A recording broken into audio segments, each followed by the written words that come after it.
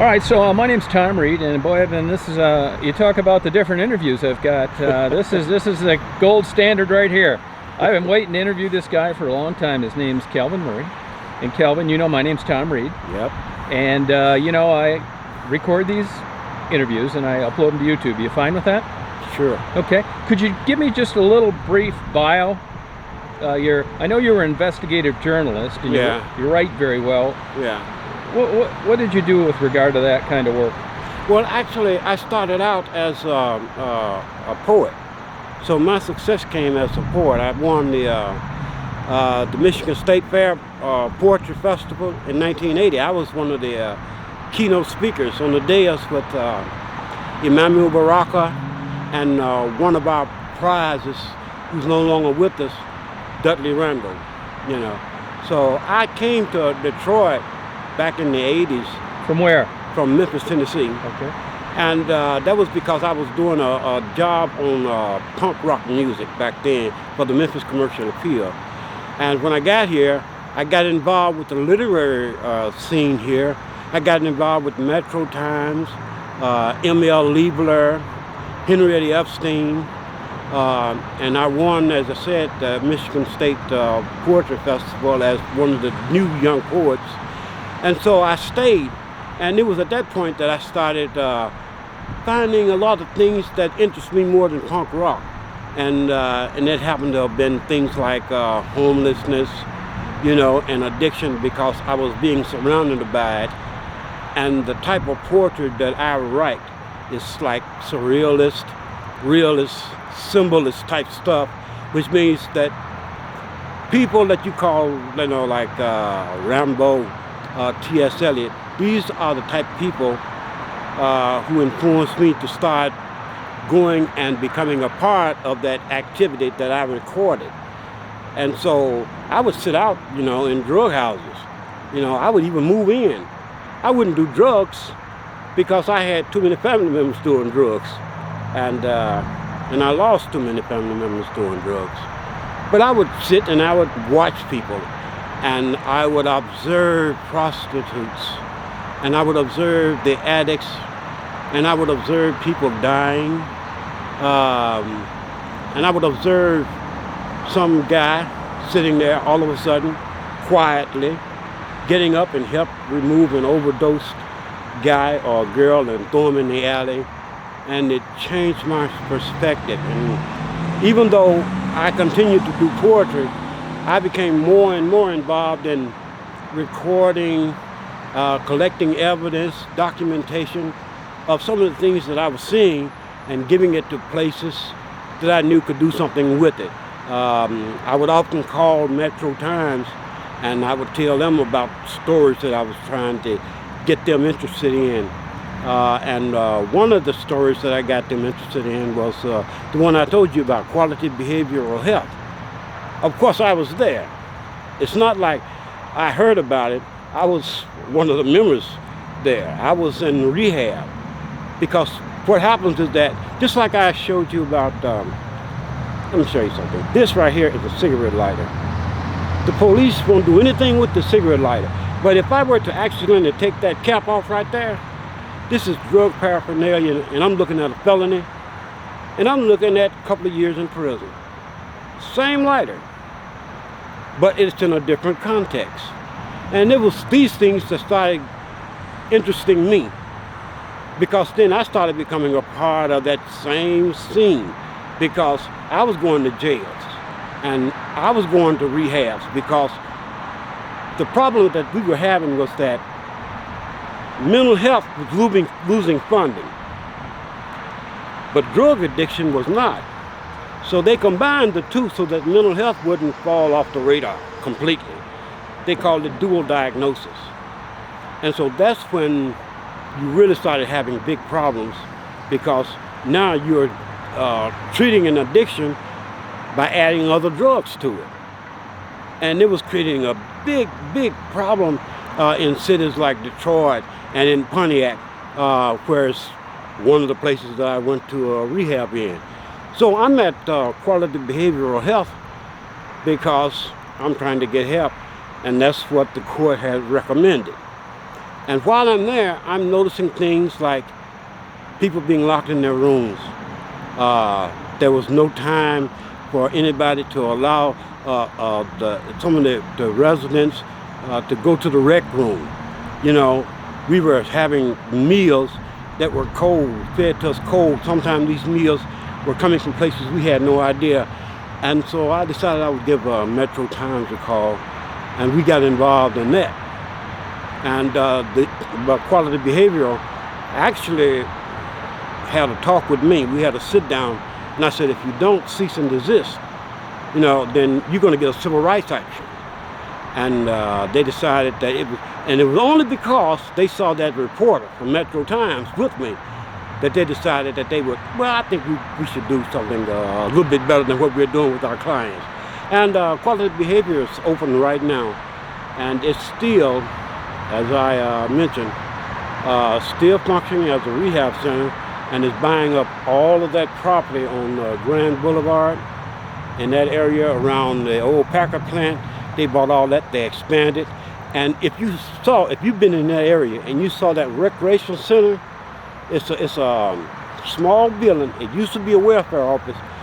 That building is one of their rehab facilities. And it's still there, sitting right beside old Packard. And if you've been over to the old Packard, you've seen it. It's got this high fence around it and the whole 9 yards.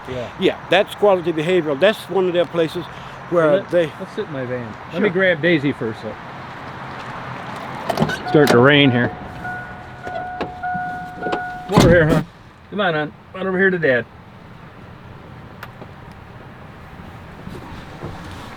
Okay, stay there. Stay there. Come on, Alvin. It's okay. You ready? Yep. So basically, what happens is that when they did the dual diagnosis, and they started bringing in the drugs on top of drugs, we had a problem because there was so much funding that could have gone to rehab that was now being taken and going to mental health. And we were having less and less programs that would be beneficial to us as addicts.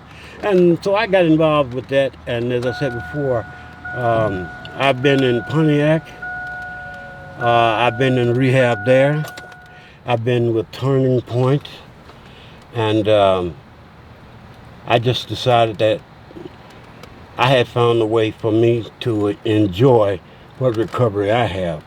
My only problem that I had has always been marijuana. I've always smoked marijuana. But I just found a place for me with some value by helping others, because I could recall all of the young women that were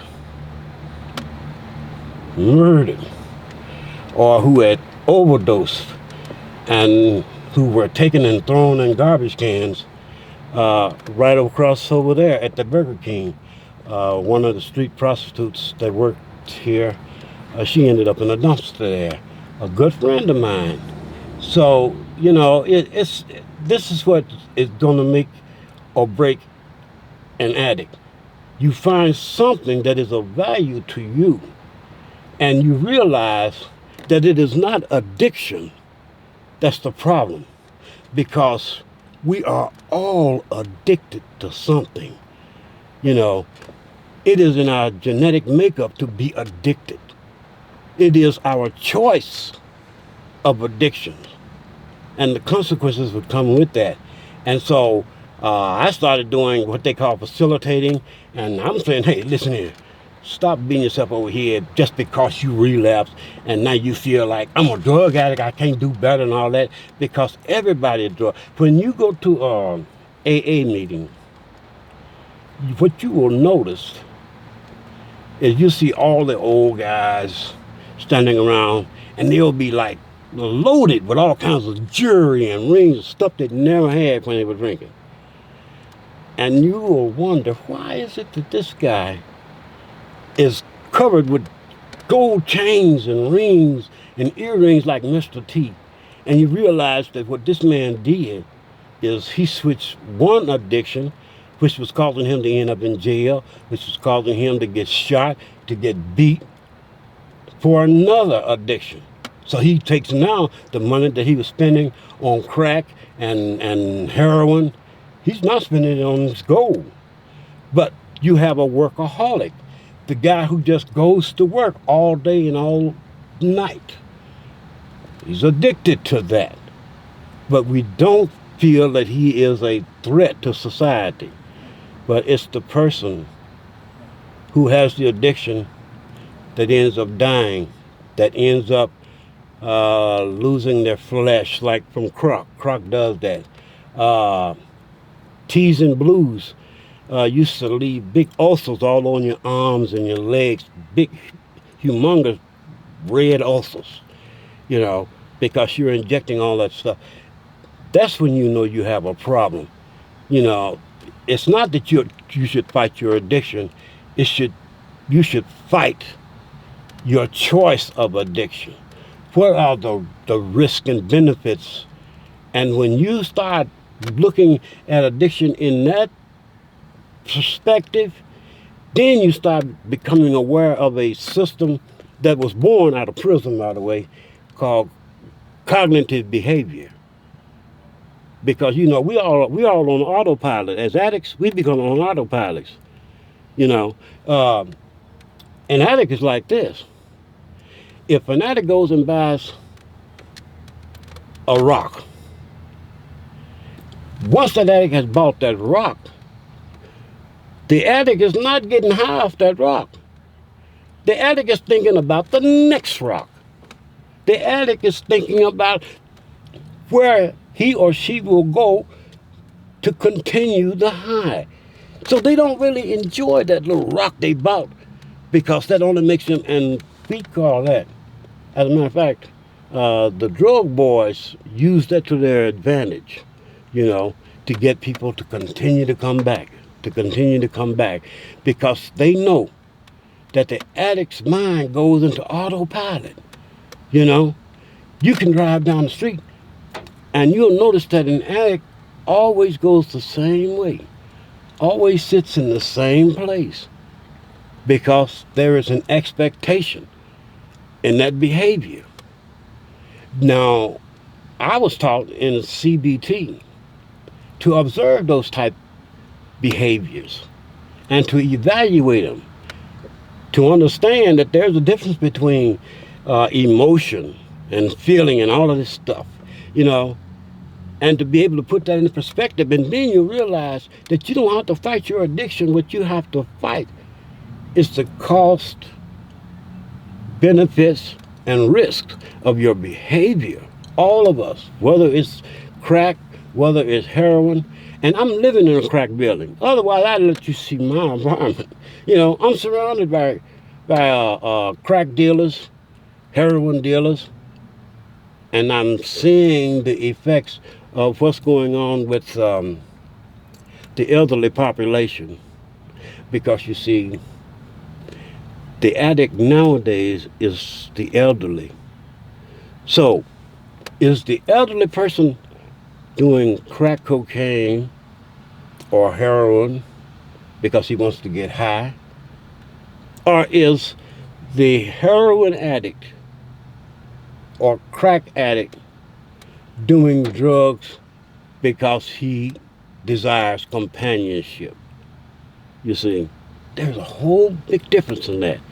So you got the elderly now who are being drawn into the drug world because Obamacare refuses to give people pain meds.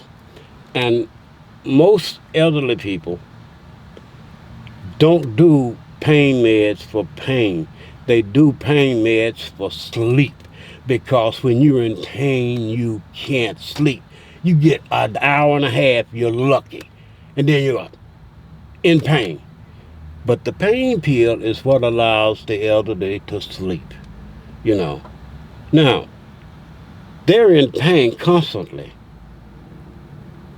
There is one source of income now that is assured, and that's the fixed income of the seniors, you see. So the women out here now go and they play on the elderly by being affectionate, by sweeping their carpet and sometimes cooking for them. And the elderly reciprocates without knowing it by buying drugs.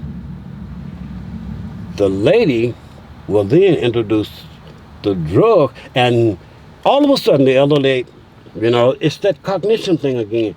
Thinks that, oh, I'm young again. Someone cares for me again. I don't have to sit here all day looking out the window at nothing, And deeper and deeper, the elderly becomes an addict, him or herself. And that's the problem we have now. The young people are not the ones engaging in these drugs like crack, which is not even crack anymore, or heroin, which is not even heroin anymore. It's the people that live in these senior buildings, like me. You see, because what's going to happen is that